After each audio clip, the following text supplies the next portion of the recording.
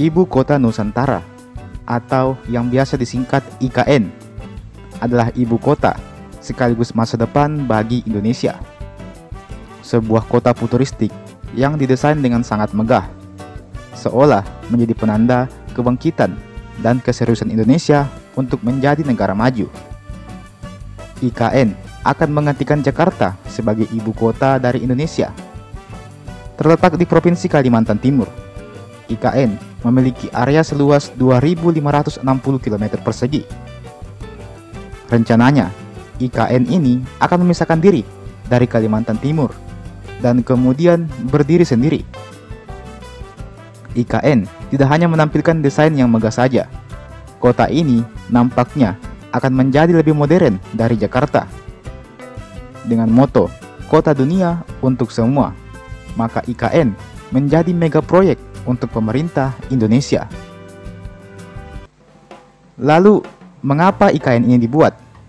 Apa manfaat IKN ini bagi Indonesia, utamanya bagi kita semua yang tinggal di Pulau Sulawesi? Dan apakah ada dampak negatifnya juga?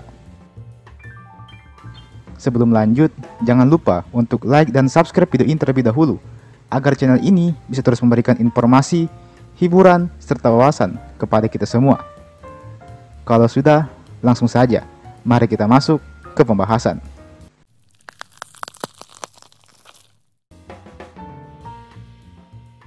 Presiden Joko Widodo dalam sambutannya di peresmian Muktaar ke-18 Pengurus Pusat Muhammadiyah yang digelar di Balikpapan 22 Februari 2023 yang lalu mengatakan bahwa alasan utama pembangunan IKN tidak lepas dari padatnya Pulau Jawa. Tak dapat dipungkiri, Jawa adalah pulau paling padat di Indonesia. Semuanya ada di Jawa. 56% penduduk Indonesia berada di Jawa. 58% kegiatan perekonomian terjadi di Jawa.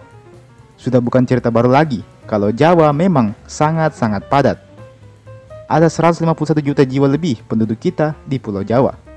Hal ini menimbulkan masalah bagi Pulau Jawa itu sendiri, mulai dari masalah lingkungan, polusi, pencemaran udara, sampah yang tak terkendali, hingga masalah sosial seperti kemacetan yang sangat di luar nalar. Masalah ini sudah seperti makanan sehari-hari bagi orang-orang di Pulau Jawa. Selain itu, pemerintahan juga memang berpusat di Pulau Jawa ini, lebih tepatnya di Jakarta. Maka jelas, slogan Jawa adalah kunci bukan sebuah isapan jempol belaka. Jawa sentris itu benar-benar ada dan nyata di depan mata kita semua.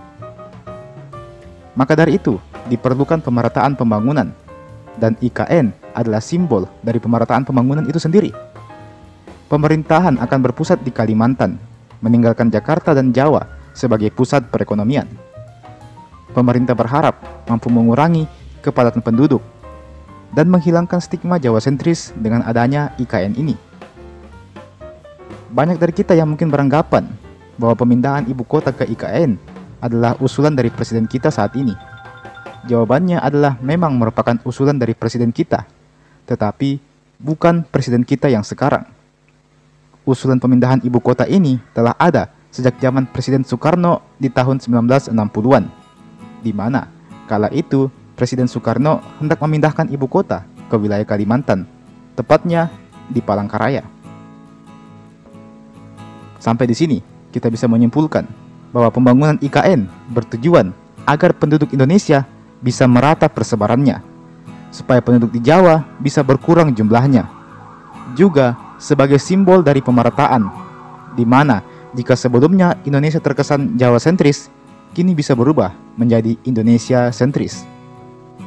Lantas, apa manfaat atau keuntungan pembangunan IKN ini bagi kita, warga Sulawesi, yang memang bertetangga dengan Kalimantan? Apakah ada manfaat yang kita dapatkan? Apakah ada keuntungan untuk kita semua?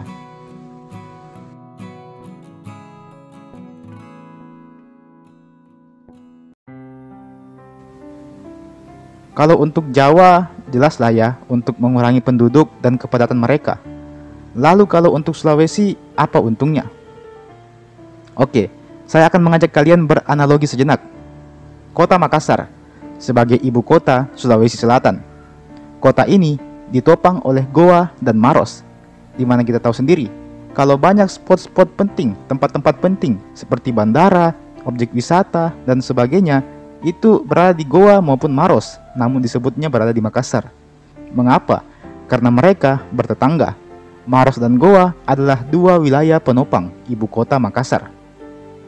Dan hal yang sama juga berlaku di IKN, di mana Pulau Sulawesi dapat menjadi mitra dari IKN itu sendiri.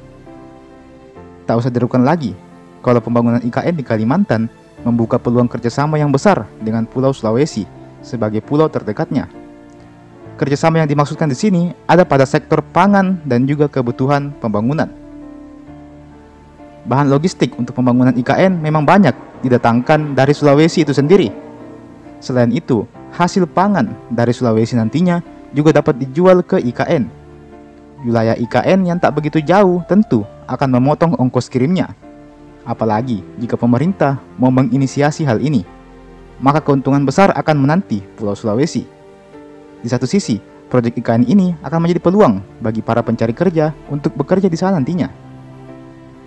Layaknya Makassar yang disanggah oleh Maros maupun Goa, penyangga IKN nantinya jelas adalah Pulau Sulawesi.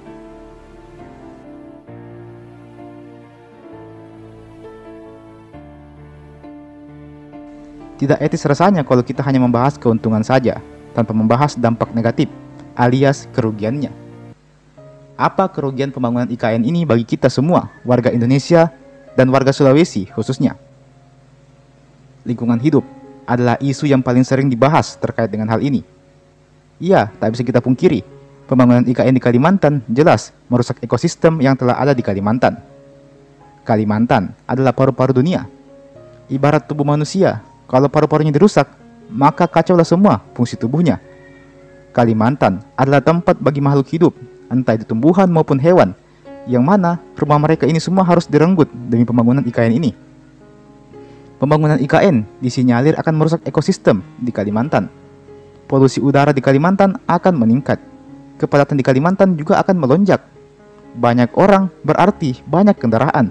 Banyak kendaraan berarti banyak pembangunan, gedung, jalan, dan masih banyak lagi. Akibatnya, lahan akan semakin digerus, dan hutan Kalimantan berpotensi kehilangan kesuburannya.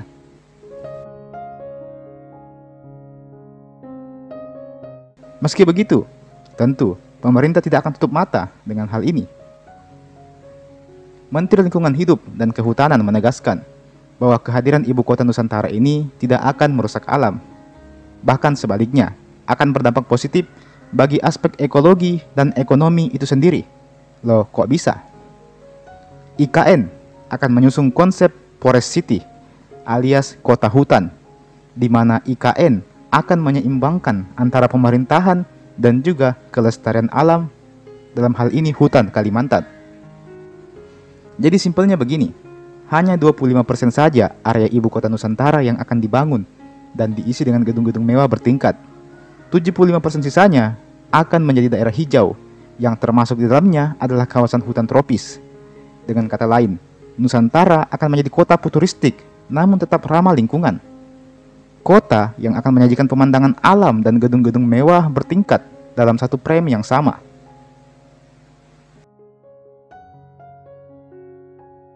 Masalah kedua pemindahan ibu kota ini adalah kepadatan penduduk. Penduduk di Kalimantan dan Sulawesi harus bersiap-siap karena jumlah warga yang menyeberang ke pulau mereka akan semakin banyak. Perpindahan ibu kota akan ikut memindahkan jutaan orang dari Jawa ke wilayah Kalimantan utamanya, dan wilayah Sulawesi juga akan ikut terdampak, meskipun tidak akan separah Kalimantan. Kepadatan penduduk akan meningkat, dan tentu ini akan berdampak pada beberapa wilayah di Sulawesi, utamanya ibu kota provinsi di Sulawesi, yang memang sudah sangat padat jumlahnya sejak hari ini. Ketidakseimbangan ekonomi juga patut diwaspadai. Perpindahan ibu kota ke IKN menjadikan permintaan barang akan semakin meningkat. Ini menguntungkan, tapi apa jadinya kalau harga barang semakin murah karena permintaannya banyak? Apa jadinya kalau harga barang akan semakin mahal karena stok yang tersedia semakin menipis?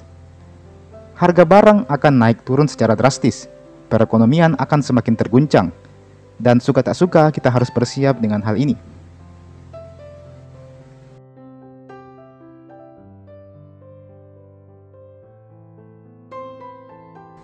Pemindahan ibu kota ke IKN membawa dampak positif bagi orang-orang di Sulawesi dan juga kawasan timur Indonesia lainnya.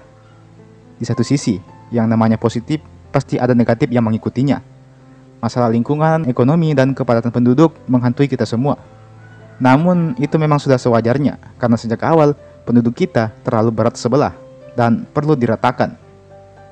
IKN belum sepenuhnya jadi, belum dipindahkan juga kan ibu kotanya, jadi jelas masih perlu kajian ulang lagi soal masalah ini. Apakah benar dampaknya seperti ini, apakah benar baiknya seperti ini, atau bagaimana. Jadi mari kita tunggu saja, semoga lebih banyak sisi positifnya yang kita dapat ketimbang sisi negatifnya.